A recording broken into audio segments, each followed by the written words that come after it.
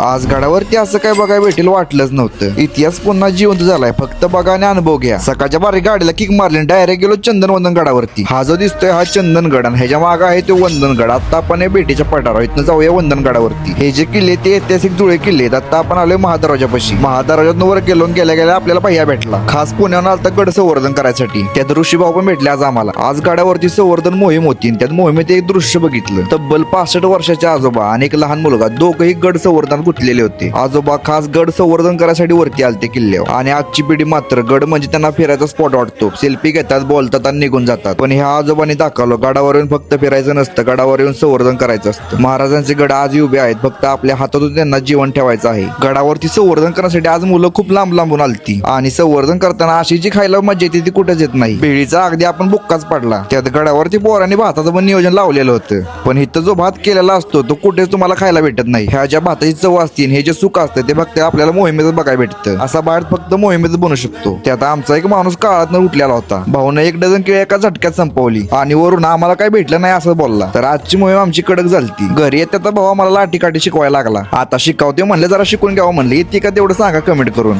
तर आजची वंदनगडाची मोहीम होती ती 1 नंबर झाली कडक मध्ये. तर व्हिडिओ आवडल्यास लाईक करा, शेअर करा आणि फॉलो करून जावा.